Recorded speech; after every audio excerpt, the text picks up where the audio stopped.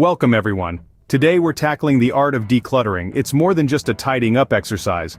It's a path to a more peaceful, productive, and clear-minded life. Imagine your living space, workspace, or even your digital space, free from the clutter of unnecessary items. Sounds soothing, doesn't it? Decluttering can significantly increase your productivity. No more wasting time looking for that one thing in a sea of stuff. It's all organized, easy to find, and serves a purpose. Additionally, a decluttered environment can help reduce stress. The chaos of clutter can often mirror a chaotic mind. By organizing your surroundings, you're also setting the stage for a calmer, more focused mind. This video is a must-watch from start to finish, as we'll be going through a full routine week of decluttering. 20 items, 1 week, and a whole lot of benefits.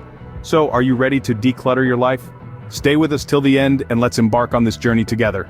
Now, let's roll up our sleeves and start decluttering. Our first port of call is expired items. Whether it's food in your pantry or prescriptions in your medicine cabinet, if it's past its use-by date, it's time to say goodbye. Most expired items can be tossed in the bin, but be sure to check local regulations for properly disposing of expired medications. Next up are old magazines and newspapers. If you've already read them, or they're just collecting dust, recycle them. Your space will immediately feel lighter and more organized. Third on our list are mismatched or unused containers. If they don't have a partner or you're not using them, it's time to recycle or donate. There's no use in holding on to things that don't serve a purpose. Moving on to worn-out shoes. We all have that pair we can't bear to part with, but if they're not wearable, let them go. Some charities accept old shoes for recycling programs. Fifth are those single socks or gloves. If their mates have disappeared into the mysterious dimension where all sock mates go, release them. They're just taking up valuable space. Next, outdated electronics. If you're not using them and they're just gathering dust, consider recycling or donating to a local charity or school. Remember to wipe any personal data first. On to unused kitchen appliances. If you haven't used that bread maker or ice cream machine in over a year, it's not likely you will. Donate to someone who will. Our eighth point is broken or chipped dishes. If they're damaged and can't be repaired, it's time to let them go. Many recycling facilities accept broken dishes. Next, we have unused or expired beauty products. If they're past their prime or you're not using them, toss them out. Expired products can harbor bacteria and do more harm than good. Finally, we have excessive Tupperware. If your cupboard is overflowing and you can never find a matching lid, it's time to pare down. Keep only what you need and donate the rest. How many of these items do you have in your home? It's time to let them go. We've gone halfway through our list, but before we proceed, let's take a moment to reflect. Decluttering is a journey, and each one of us has a unique path.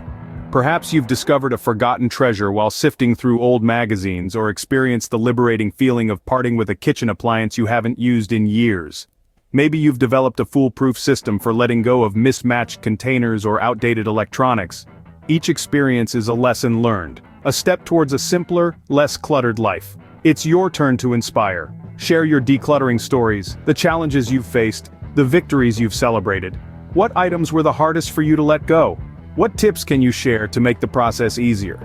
Your insights and experiences can be a beacon for others on their decluttering journey. We're excited to hear your decluttering stories. Now let's continue with our list. Alright, let's get back to our declutter list. By now, you should have a pretty good idea of what we're aiming for. Moving on, we have the 11th item, outgrown or unworn clothes. If it doesn't fit, or hasn't been worn in over a year, it's time to say goodbye. Consider donating them to a local charity or selling them online. Our 12th item is obsolete cables and chargers. We all have a drawer full of these. If you don't know what it's for, it's time to let it go. Next, we have unused or duplicate kitchen utensils. If you have 3 spatulas, you probably only need 1.